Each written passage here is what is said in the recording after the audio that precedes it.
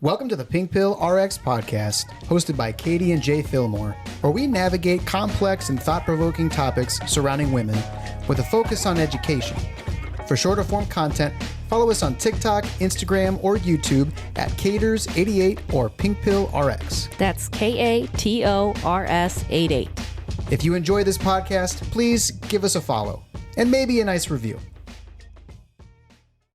We are happy to have you here with us today for another eye-opening episode. Always very eye-opening. We're your hosts, Katie and Jay. You can always find us on YouTube and Instagram as well as TikTok if the ban doesn't go through. We're uncertain because we're recording ahead of time here. We're committed to keeping everybody connected, so make sure to follow us on those platforms to stay up to date with all of our content. Another thing that I realized we have never mentioned before is our game, the Pink Pill game. Oh, yeah. We've never mentioned that before. We have a game called Pink Pill, the Complete RX. It's 60 plus questions, 30 plus insights and discussion questions. They're all US-based statistics. It's set up in a never have I ever type style game. And there's slides, so it's a digital download. The Complete RX is $9.99, and the game only, which excludes the discussion questions and insights, is $5.99. And we also have a long-form TikTok Pink Pill video. It's a movie, is what I'm calling it, but it's long-form TikTok. So it's all of our series up to a certain date, all in order. It's 2 hours and 45 minutes long, and all these items are sold on our Etsy shop. The link will be in the show notes. Lastly, if you love what we do and want to support our mission, consider joining our Patreon for just $1 a month. There's also a $5 a month option where you then get access to all of our digital content like the Pink Pill RX game after 3 months. Your contribution will help us continue bringing you this content. Now let's dive into today's episode. All right, let's do it. I want to talk about some current events that are going on first. You know how we've talked about how there's been this effort from a lot of conservative lawmakers to get rid of no-fault divorce? Yeah. And no-fault divorce allows you to divorce somebody without having to prove that your partner did something wrong. Yeah. Because they think that it makes divorce too easy. Earlier this year, right-wing pundit Steve Crowder got a lot of attention for complaining that his wife can file for divorce even if he doesn't agree to the divorce. Like, he was outraged about this. Whoa. I know, right? Here's what I don't understand, because for many years when I was younger, I was much more conservative. And the traditional conservative mantra is less government, more personal freedom. But they want to make no-fault divorce harder. So to make it harder for you to exercise your choice to leave a marriage, and that restricts personal freedom to make it harder to get divorced. So I don't understand how that's compatible with conservatism if you want less government, more personal freedom traditionally. But here we're going to actually scale back personal freedom. Dude, if somebody wants to get divorced and leave a relationship, the government should just be like, that's fine. Yeah, I think the concern is, historically speaking, when no-fault divorce wasn't a thing, women had to prove way more than men had to prove to get divorced. Right. So if we're looking at history and we're looking at how recently no-fault divorce has become a thing, which was 1969, the first state passed it. Mm-hmm. And then eventually the other states followed suit and stuff. That was traditionally the problem, because women didn't just have to prove adultery. They had to prove something in addition to that. Right. So there is some political movement going on right now in Oklahoma. Senator Dusty Deevers recently proposed a Senate Bill 228 dubbed the Covenant Marriage Act. If passed, Oklahoma would become the 4th state in the U.S. to offer a distinct type of marriage known as a covenant marriage. Currently, these marriages are only offered in Arizona, Arkansas, and Louisiana. Covenant marriages are usually touted as a way to curb divorce rates and strengthen marriages. Deevers' bill proposes allowing couples to opt into a covenant marriage, which is, quote, a lifelong covenant made before God. The only requirements for this type of marriage are to sign and file a declaration of intent and receive premarital counseling. Once in the covenant marriage, though, it will be exceedingly difficult to get out because it takes away the option of no-fault divorce. The only way a divorce is granted is in instances of abandonment for 1 year, abuse, or adultery. However, it won't be enough for a partner to just allege abuse, abandonment, or adultery. They must demonstrate, quote, by a preponderance of evidence that their partner committed one of these acts. So vague, preponderance of evidence. The act also constructs other obstacles to divorce, such as requiring marital counseling before a spouse can file for divorce. And interestingly enough, the bill does not require marital counseling with a licensed professional, like a therapist. Instead, it suggests counseling can be provided by a minister, clergy member, or a counselor. With no professional training. Yep. They also included in this bill, in order to push couples towards this option, in Section 6 of the bill, it stipulates that for the 2025 tax year and beyond, those in a covenant marriage can receive a tax credit. They can receive one credit of $2,500 if filing jointly, or $1,250 for filing separately. I wonder what Oklahoma's status is with their legislation, with their laws on the books about child marriages. Because if they are more archaic and you have their government saying, you know what, we're not even going to focus on child marriages, child brides. Instead, we're going to focus on just keeping marriages together with these covenant marriages or these tax incentives. We're not even going to try and address the underage marriages that are going on. But if you have an underage marriage where like the parents marry off a 16-year-old to a dude who's a lot older, and you have this covenant marriage, even harder for her to be able to get out of this situation. That's interesting if they will allow minors with parental consent to enter covenant marriages. Yeah. That's a brilliant question. Okay, this is their law. Are you ready? I'm ready. Teenagers ages 16 and older can get married with consent from a parent or legal guardian or consent from a court.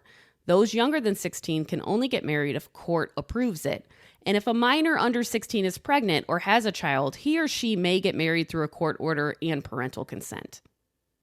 Covenant marriages do not explicitly exclude minors, but they tend to have more stringent requirements that make it more difficult for minors to enter into such marriages. Premarital counseling, parental consent, and the court determining if the teenager understands.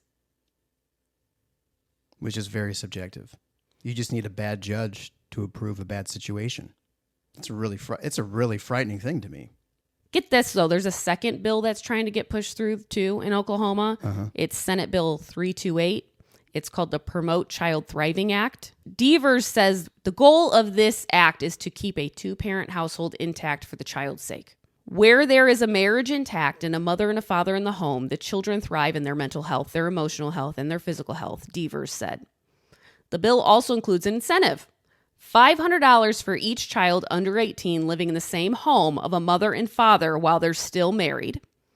$1,000 for each child under 18 living in the home of a mother and father who said "I do" before having children.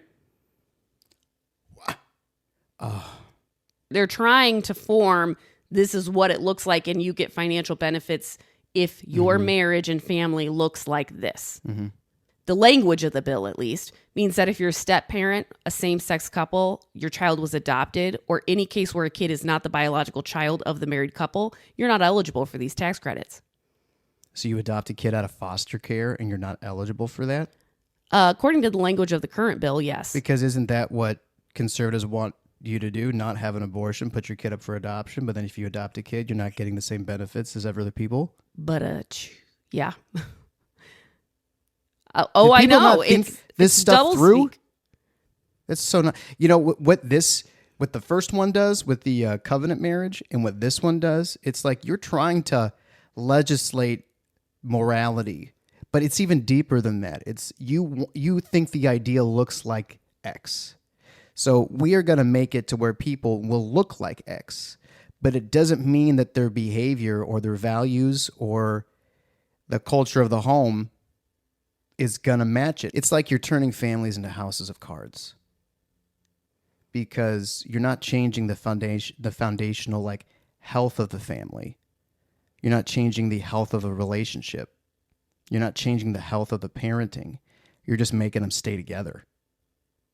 Yeah, you're not removing the actual true obstacles that all around that would lift everybody up, benefit all marriages. You're not providing, like, the government gives you a tax credit equal to whatever professional counseling you do as a couple. Professional. You know what I mean? So it ends up being free because you get reimbursed for it at the end of the year. Or like a HSA, if you had one of those, but for specifically for like marriage counseling with a professional therapist.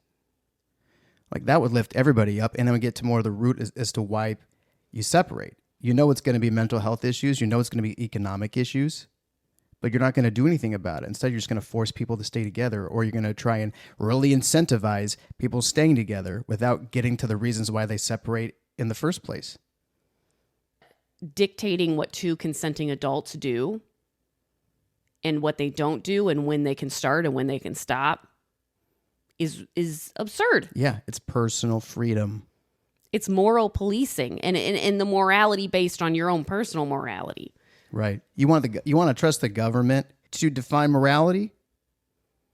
Because if you set that precedent, then you're having like anybody who's in office can just change the government's definition of what's moral and what's not. The court can, the Congress can. Yeah, we start legislating rights instead of guaranteeing them. Yeah, you're really overstepping. If there's no victim, the government needs to stay out of it. Have you heard about Facebook removing certain protections from their policies? I saw a video of Zuckerberg talking about changes, but I don't think I've read anything specific other than what he said. Okay, so basically he's saying, hey, we've been policing you guys too much, and we're going to take away independent fact-checking, and instead we're going to rely on community notes, so like self-reporting, essentially from the community. I guess X does something similar to that, and we're going to remove some of the stuff from our policies so that, you know, unnecessary content doesn't get flagged. Can I tell you some of the things they removed? Yeah, because before you do, because on the surface, to me, that doesn't sound awful. Like, for example, people talking about how COVID came out of a lab, which has now been verified by our government. People were like shamed for that type of talk back in 21 and 22. Yeah, and upon initial hearing that, I kind of felt like I had a little bit of some similar hopes. Mm-hmm. But they removed a bunch of stuff from their dehumanizing references policy. So the policy prohibiting dehumanizing references to transgender or non-binary individuals as calling them its has been removed, so you're allowed to do that now. The ban on characterizing women as household objects or property or objects in general has been eliminated. So now you can do that without being flagged. Restrictions on comparing people to inanimate objects such as feces and filth based on their protected characteristics have been removed. The policy now allows allegations of mental illness or abnormality when based on gender or sexual orientation. The diversity, equity, and inclusion team has been completely disbanded, and then some restrictions on subjects frequently debated in political discussions have been eliminated. So those are the major changes to the policies. Do you know what else is unsurprising? That's considered free speech when, of course, the founder of Facebook was originally about rating women. Was it really? Yes. So there was pictures of women on campus, and you could go and you could rate how hot they were. That's what he started first? Yes. I did not know that. And then it evolved from there. Okay. So it's unsurprising. They're going back to their roots, like Mark Zuckerberg said. He's going back to his roots. Uh-huh. The roots. Yeah. And the roots is misogyny. What is your motivation for removing those specifically? Well, they feel like it's policing speech. That's why. We don't want more government involvement. We want less, unless it has to do with marriage and our personal morals and values. Right, yeah. It's so hypocritical. So those are two depressing pieces of information. I'm going to share with you a positive piece of information. Okay, I got you. Great. I know it's been heavy. I know it's been rough. Lift us up. Biden came out recently and acknowledged that the ERA, the Equal Rights Amendment, is the 28th Amendment and is considered the law of the land. That is wild. And there's a lot of confusion about what this means. So some experts say that it means that he's usurped the archivist, so we can begin the lawsuits now to like challenge different bans. But then some experts disagree and says what it means and are waiting to see if the U.S. archivist will actually publish it formally. The archivist could publish it, which would be awesome. So we need to contact her. This is her email, archivist of the United States at NARA.gov. Oh, great. Yeah, let's light up her emails. I heard other people saying that it becomes official when the archivist essentially puts the states on notice that this has now been amended in the Constitution. But some were saying that Biden saying that directly was like putting the states on notice. The archivist isn't needed. Or it was just a formality. Yeah. So there's a lot of confusion about what it actually means, but at the end, it's a huge win for the ERA. Yeah, it is. And it's a huge win for women. So I'll take it. I'll take it wherever I can get it, man. Yeah, and at least it brings that conversation more to the front. Exactly. You know, it gets it in political discourse because he brought it up. 28th Amendment. We need it. We need it published. Badly. And you know what? Like, I had mentioned this to you. I wonder if the 28th Amendment would save TikTok. Potentially. And you thought that because why? I was thinking this TikTok ban probably disproportionately harms women. Why did you think that? Like, what even made you think that? I don't even know if I thought probably. I think I thought, I wonder. Because then I was thinking, oh, you could cite the 28th Amendment possibly in litigation to stop the TikTok ban or reverse it because it discriminates against women. It's disproportionately harming women's incomes on it. So diving into TikTok's gender demographics in the US and the United States, female users dominate the TikTok scene. 54.4% of the user base is female in the United States. That contrasts with the males only being 45.6%. So you have like a 10-point difference between the female users and the male users on TikTok in the United States, first of all. Okay. Meanwhile, the adoption rate of TikTok among women in the United States is an impressive 59.1%. And that indicates that nearly 3 out of every 5 women in the United States are active on TikTok. Like 60% of women, like pretty much. So that's where we're getting our information. Yeah. 60% of women Yeah. that are on TikTok. Right. And for men, it's lower. It's about 50%. It's 51.4%. So you see a larger percentage of just women in general use TikTok, as well as a larger percentage of the users on TikTok are women. You know what? TikTok has changed a lot of people's lives. And it's probably just my algorithm that shows me more women naturally because of my niche. Mm-hmm. But the amount of women who realized they were in an abusive relationship because of TikTok. The amount of women who realized, oh, they have ADHD or autism because of TikTok. Mm-hmm. I was one of those women. Like, I don't know where we would be if we had not discovered that. Mm-hmm. Yeah, I don't either, because then I wouldn't have been diagnosed either. It was a whole trickle-down effect. Yeah. And it's completely changed our lives. We're actually medicated. Yeah. Yeah, we couldn't have And now look, we got a podcast. Yeah, we couldn't have done the podcast or the things that you've done on TikTok before that.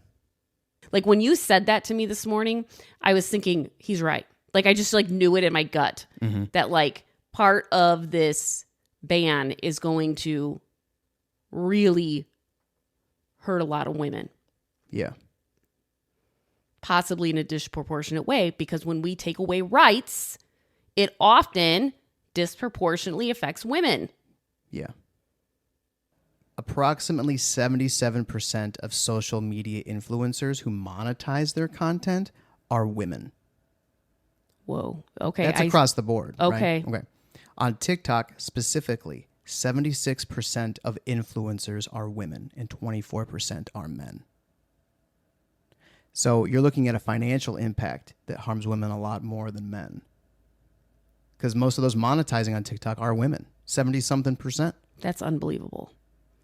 And then you look at how much money TikTok's pumped into the economy. Mm-hmm. That's a lot of women's money. Yeah. You think that if 75% or whatever you said of the women that monetize are on TikTok, you think if that number was 75% men, we'd be in this situation? Oh, I don't think so. I don't think so either. I lean towards no. Despite the high percentage of female creators, right? There's still a pay gap. Male influencers make on an average of 30% more per post than women, even though women account for up to 85% of influencer sponsorships. Shut up. The pay disparity exists despite women having similar audience sizes and engagement rates compared to male influencers. You're telling me that male influencers are making 30% more than me? It would appear that is the macro trend. That's enraging. I feel rage. And then this is how women get called crazy. Mm-hmm. That rage that boils up inside of you when you realize just how inequitable something is. Yeah. I do want to say something real quick because I do want to specify this. We talk about gender often as a dichotomy for the sake of the conversation, men and women. But I do want to say that these statistics are not taking into account the gender spectrum. Mm-hmm. So it's not just men and women on TikTok. There's a spectrum that's on TikTok. But I just want to say that because in situations like this, I feel like it could be communicating a message that I don't want it to be communicating. Mm-hmm. I just want to say that. Yeah. Engagement. This is similar audience sizes, similar engagement rates.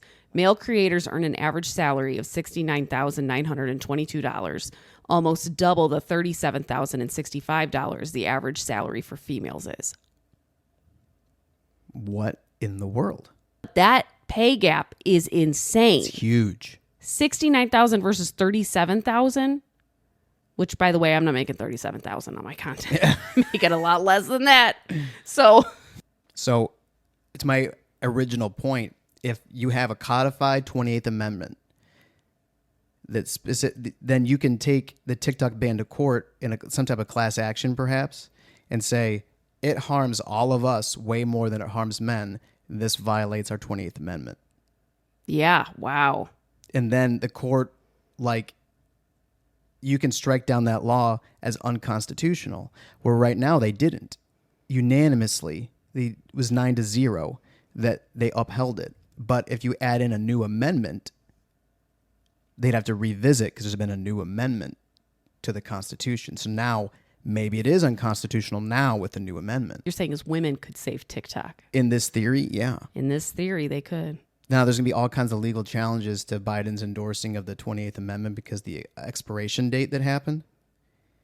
But if the 28th Amendment is upheld, I think there's a good case for TikTok. I'm not a lawyer, though. I mean, I don't really know, but that's logically makes sense to me. Well, that's the current events that are going on currently. Let me tell you another story from another follower. I wanted to share my story because when I experienced this, I couldn't find anyone else who had. Maybe it would help someone else. I don't know. In 2006, I had a failed vaginal delivery with my first child, which ended up as an emergency C-section. Because I was in the C-section recovery area, no one came to clean up the betadine / general aftermath of the attempted vaginal delivery. Because sometimes some OBs will sterilize it down there with betadine. I wasn't able to stand up and get into the shower for the first time until over 24 hours after delivery. I never thought to ask for someone to clean me up down there from that because I didn't know that was something that needed to be done. No one told me. Every woman in my family has had to get C-sections because of the shape of their pelvis. Side note. Once sexual activity was allowed again, it was horribly painful. Legitimately felt like being stabbed with a knife or that my skin was being ripped off. I told no one. I would hold my breath and hide my tears because I thought I was just sore from the delivery experience, and I had to push through it to get used to it again. I did this for almost 2 months. It got to the point where I couldn't hide my tears, and my husband was horrified to find out I was in so much pain. We stopped all intimacy, and he urged me to go to the gynecologist, and they referred me to a specialist. The specialist immediately knew what it was: vulvar vestibulitis. He happened to be very well studied in it, even having written literature on it and the treatment for it. The best course of treatment that works almost 100% of the time is to remove a piece of tissue that is causing the pain, pull the existing tissue down, and reattach it. A very long recovery, but very successful. The issue: insurance considers the procedure cosmetic. I assume because it's essentially making things quote unquote tighter. I had to try every other possible treatment, diet changes, antidepressants, with side effects so bad I became suicidal, strict cleaning regimens, and physical therapy where someone would attach leads to my vulva and I would perform Kegels while watching the activity on a monitor. The number of people gathering around, poking, looking, and touching me was becoming very high. One visit had a camera projecting the image of me onto a television so all the nurses could see. I felt pain and humiliation through all these, sometimes weekly visits. I was allowed by my insurance to get the surgery 10 months after my delivery. The recovery was brutal. We finally were able to resume sexual activity almost 15 months after birth of our child. I recovered from the psychological effects just a few years ago. I do still have to mentally prepare myself every time because I sometimes start to panic thinking it will be painful. I usually close my eyes and focus on my breathing, wondering every time if this is the time it's going to hurt.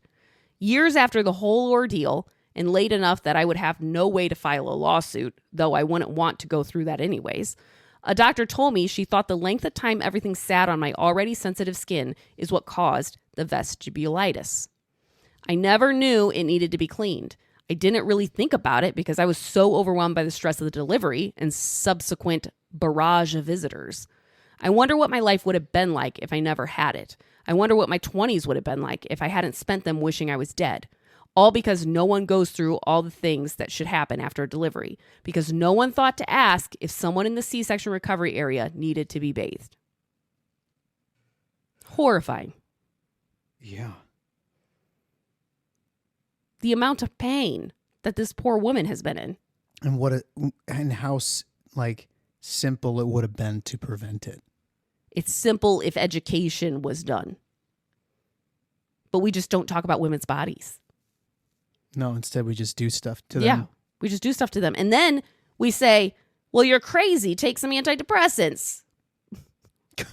Right, yeah. It's an emotional problem. It's a emotional mental problem. How discrediting. It segues me to want to talk about pain management in women, which we have also talked about before. Yeah. We've talked about it. But I found some more studies. Okay. So in 2024, there's a study that was published that found evidence of something they are calling the gender pain exaggeration bias, stemming from the perception of women as being more emotional and dramatic, which means they're actually not in pain. They're just being emotional and dramatic. It's called the gender pain exaggeration bias. There was a study that was done of 362 nurses, and it revealed 27% of them thought men felt greater pain than women, despite lack of evidence for this belief. What percent was that? 27%. That's significant. A quarter of the nurses. Yeah. You have a 1 in 4 shot of a nurse not believing your pain. There was a study in the New England Journal of Medicine that found women are 7 times more likely than men to be misdiagnosed and discharged during a heart attack. 7 times? 7 times more likely. Because they present with symptoms that they chalk up to anxiety. 70% of chronic pain patients are women, yet 80% of pain studies are conducted on male mice or human men. Yeah, so there's no representation for women in the studies for the pain medication. There was a systematic review of publications about pain. They did this over from 2012 to 2021, concluded that less than 20% presented data that was defined by sex. So they just lumped everybody together. But the studies were actually just done primarily on men. Yeah, well, And we baby said know it's that. for everybody. Right. We know that from the other studies that most of them were probably men. But there's no valuable gender data that is able to be extracted from these studies, except for 20% of them. So 80% of the studies, there's no tangible gender data that we can really get easily, at least. You would probably have to go through each study individually and find out who the participants were and divide them by gender. It makes absolutely no sense because our bodies are so different. They are so different, yet women's health research globally, only about 5% of funding goes towards it. Say that again? So out of all the funding that goes into medical research, there's only about 5% of that funding that actually is allocated specifically for women's health research. And the majority of that funding is for specific cancers. So there's very little research that is funded for things related to childbirth or postpartum or prenatal or relationships to pain medications or things that are neurological. Yeah, autoimmune diseases. Yeah. Only about 1% of healthcare research and innovation funding goes to female-specific conditions beyond oncology. How much further would our society be if it poured into women's health and women's safety? Because you'd be lifting up 50% of your population. I don't think that they want to lift it up.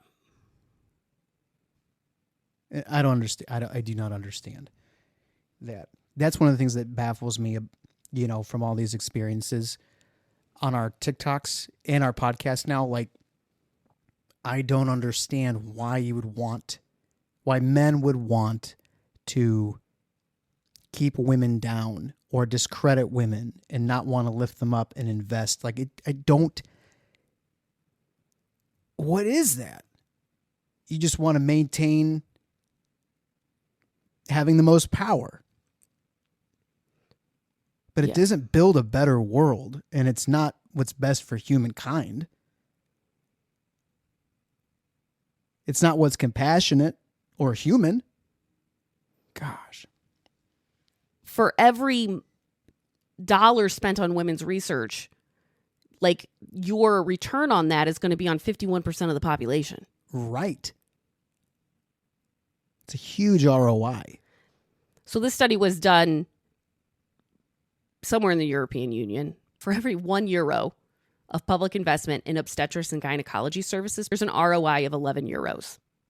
So if an additional €1 per woman were invested in these services, the economy would benefit from an additional 319 million euros in total gross value added.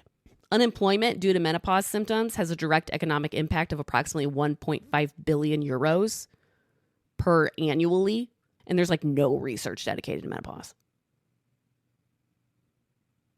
Well, I mean, yeah, society values what, older women the least? Yeah. Back to pain management. Sorry, I got sidetracked there. Back to pain management. So have you heard this myth about how the cervix has no nerve endings? Have you ever heard that? Oh, the cervix doesn't have any nerve endings. I think I heard that one time. Okay, I'm like, where did this come from? Because it's still a myth that exists, yet women report everywhere. This is extremely painful. Is there any body part that has 0 nerve endings? Well, the cervix has lots of nerve endings, because it comes to find out this whole idea is a misinterpretation of a study that was done called the Kinsey Report. And it said that when the cervix was gently stroked with glass, metal, or a cotton-tipped probe, only about 5% of women reported they could feel it. This was the claim. This is what everything came out of. One study. One study. Okay. However, in the same study, it said that when they stimulated the cervix of the same women with distinct pressure using an object larger than a probe, 84% of the women reported they could feel it. Okay. So they didn't take into account that second finding. They just took into account the first finding, saying that women shouldn't be able to feel it because only 5% of women reported that they could feel somebody poking them with a cotton swab. Yeah. Okay, well, inserting an IUD isn't a cotton swab. Whoa.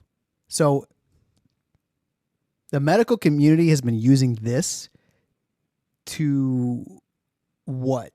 This is where the myth came from. So do people in the medical community believe that putting an IUD in the cervix is not going to hurt? Correct, yes. That you should not need pain management for that. Take an ibuprofen before the procedure. That's what they say. Now I have a question for you. Would you be open? I have a video pulled up. Would you be open to watching the insertion of an IUD? Yep. I think it's important for me to watch it. Insert the speculum into the vagina to have a clear view of the cervix. The Copper T380A IUD. Whoa, this is copper? This is really copper. Once the IUD Yes. is captured, it should be inserted into the uterus. Oh. The things we expect women to do to prevent pregnancy. Wild. Take some ibuprofen. That shouldn't hurt. Dude, that massive metal thing that keeps you open alone looks incredibly painful. Yeah, that's every pap smear. What is a pap smear? A pap smear is where they go in with the speculum, they crank you open like you saw, they stick a little scraper up there and they scrape cells off your cervix and take it out and send it for testing to make sure that you don't have cervical cancer or HPV or something like that. Okay, well, that sounds painful. It can be uncomfortable, but again, they don't think it should hurt. And then you're shooting with a plunger this copper thing up there. And if you caught it, when they do the measuring, when they do that, it's in the fundus. The fundus is the top of the uterus. They're going all the way in to the top. Yeah. That's gotta be painful. And then, like, for a while after, I would think you're Causes sore. a lot of cramping. Oh, yeah, because the uterus is a muscle. Yeah. And you got now not every IUD is copper. That particular one was copper. But yeah, so they don't think that we should need pain medication from that. And that's all based on this myth. There was a study done where they did an MRI, and when women were stimulated, when their cervix was stimulated, the same part of their brain responded as when they stimulated their clitoris or their vagina. Okay. They also reported that they could feel each region distinctly, like the women, like they could tell what area was being touched, of course, right? Yeah. The contribution of cervixes to orgasms is described in popular media, and some women report cervical stimulated orgasms as having different qualities than clitoral and vaginal stimulated orgasms. Now listen, according to one study, when the cervix is saved in a subtotal hysterectomy, so in some hysterectomies, they take the cervix too. Okay. Women are significantly more likely to continue experiencing orgasms if their cervix is not removed. If their cervix is removed in a total hysterectomy, their chances of having an orgasm, being able to have an orgasm or normal sexual sensation goes down. Do you think these women are consenting to that? Do you think they even know that's a thing? No. I highly, highly doubt it. That's never, whenever a patient of mine's gone back for a hysterectomy, I've not seen that being discussed. There's a study that was done to debunk this study, right? In this study that they did to counterdict this other study saying that, like, hey, total hysterectomies impact your sex life. They went over 22 women, basically. This is the sample size. So they go to 22 women, and these women did say that their sexual response was better due to the resolution of the underlying issues that they were having, why they had the hysterectomy in the first place. But in almost every one of the 22 reports reviewed, multiple women stated that their genital sensations were diminished. Wow. Some women undergoing an often used called a LEEP procedure, which is they basically take lesions off the cervix, report sexual side effects. Some women describe a consequent distressing loss of orgasm and erotic feeling in body regions, including the clitoris and vagina, when their cervix has undergone that procedure. Whoa, so it's so connected. It's all connected. Another follower wrote in and wanted me to discuss laminaria sticks. Laminaria. I think it's laminaria sticks. These sticks is what are used in second and third trimester abortions a lot of times, as well as like fetal demises that they need to induce labor. And what they do is these are like dehydrated sticks, and they're seaweed. And they will stick them into the cervix, and that seaweed will absorb moisture and expand and dilate that cervix. Okay. A lot of times it takes more than one stick that they shove in there. So this particular follower said, please describe this procedure and explain that women are consistently denied adequate or any pain management for these gynecological procedures. As I was shaking in pain during this procedure at 16 years old due to a severe fetal abnormality, which required a second trimester abortion, the doctor rolled his eyes at me while he wove 7 sticks into my cervix, telling his nurses to hold my legs down. And I know I'm not the only one. And I know she's not the only one because I see women all the time who have horror stories like that. Rolled his eyes. Not only you're not giving anything for pain, but the eye roll, yeah, she has no hope that you're going to do anything anymore. You know, that takes any hope that might be remaining away. Yeah. There's also this huge movement with C-sections to manage the pain with ibuprofen and Tylenol. With C-sections? With C-sections. What? It's a huge trend. Why? At the Cleveland Clinic in 2024, nearly 50% of all C-section patients had opioid-free hospital stays. They only gave them ibuprofen and Tylenol. But you're cutting through like a million layers of tissue. You got skin, you got muscle, you got It's the 7 uterus. layers. It's the only procedure like that. It's the only surgery like that has to cut through that 7 layers. Tylenol, like for a headache. Yeah. I've had a C-section, Yeah. obviously. Oh, I remember because they didn't get you pain meds nearly quick enough. It took No. hours. Even when women do get the proper pain management for these things, sometimes they get blamed for it. Blame for what? Blamed for being on drugs, Jay. Because they'll test positive. So there's this one woman in 2023 in Texas, and she was 32 weeks pregnant. It was a fetal demise. They discovered the baby didn't have a heartbeat, so they prepped her for they ended up doing a C-section. They gave her a benzodiazepine commonly prescribed. It keeps patients calm, okay? Okay. A day later, the grieving mother was cradling her stillborn daughter when a social worker stopped by her room to deliver another devastating blow. What? She had been reported to child welfare authorities because a drug test had turned up traces of benzodiazepine, the very medication that staff had administered before her surgery. Wait, wouldn't the social worker, like, I don't know, check the chart or like ask what's been prescribed? You would think that, wouldn't you? There's a woman in Indiana, 41 weeks pregnant. They induced her. To ease the pain of her contractions, doctor gave her a narcotic. A day later, a social worker told the new mother that the baby's meconium, the first bowel movement, had tested positive for opiates. She had had 2 drug tests in her prenatal visits and a drug test done right before she went into labor that all had nothing, all negative. How stupid are people? And the morphine was given and documented in her medical records. Yeah. How stupid. But the staff still reported her to state child welfare agency anyways. A New York mom with no history of drug use lost custody of her toddler and newborn for 5 months after she tested positive for fentanyl that the hospital had given her in her epidural. Oh my God.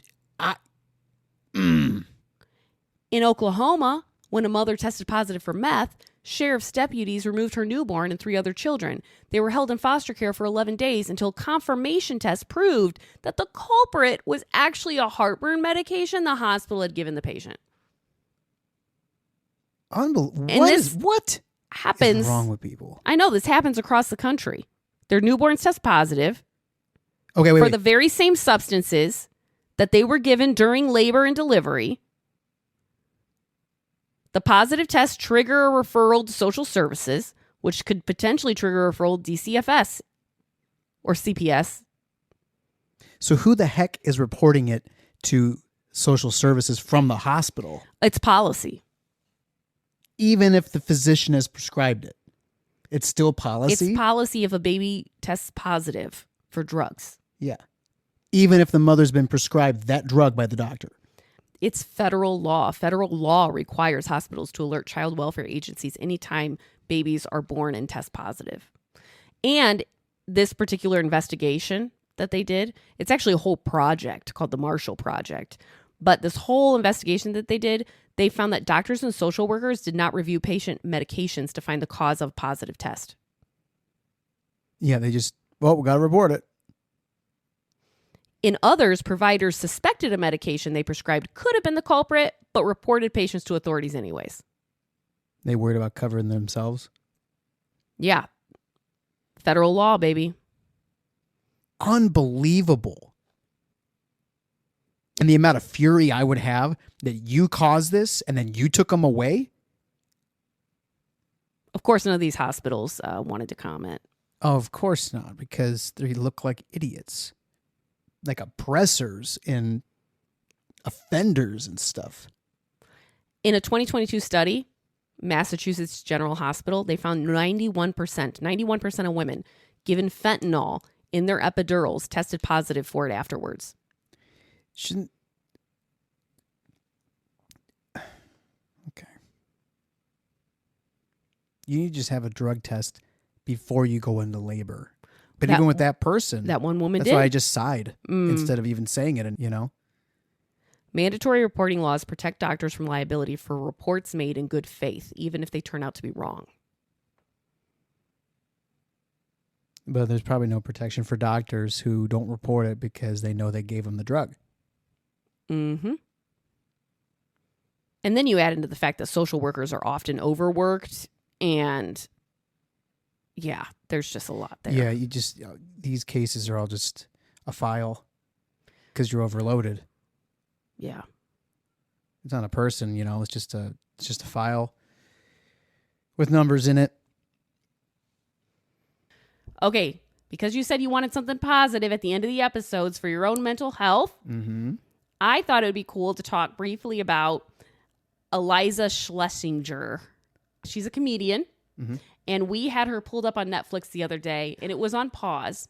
Yeah. And so it was a picture of her. It was kind of a funny picture of her. It was the show art. It was Yeah. the show art Yeah. slide. And my 10-year-old came in our room, and she was talking to us. And when she turned around to leave, she saw the picture of Eliza up on the screen.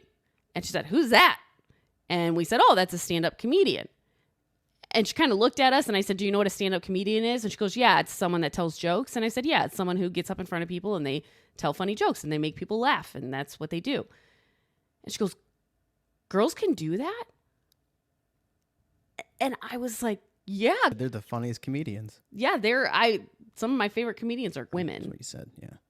And I said, "Women are so funny." And she's like, and she kind of giggled. It was kind of like a gleeful giggle. And she goes to walk out the door, and she stops again and gives out this like gleeful giggle. It just says again, "I didn't know girls could do that." Her face had lit up. I was like, this is the power. This is the power of representation. Like, Yeah. she didn't know. She literally didn't know that girls could be stand-up comedians. She'd never seen one before. She'd never seen one before. As a kid, you just assume if you don't see yourself in that profession, then that's just not for you. Like, your type of person doesn't do that, whether it's a race or a gender. Yeah, it was a really beautiful moment. It was. Oh, it was so wholesome. We should somehow message or email or whatever Eliza, because she's all about that, Yeah. empowering women in her comedy. Yeah. It was such a joyous experience to see that happen with her. Like, gosh, the joy it brings me even when I reflect on it and think about it. Yeah, that's why I saved it for the end. Thank you. Because that was just, man, it was a really memorable interaction to see her light up like that and laugh and really just acknowledge. And you can see she internalized that, oh, I can do this. Like, this is for me if I want it. It's just another thing that I now believe I could do. Yeah, it was beautiful.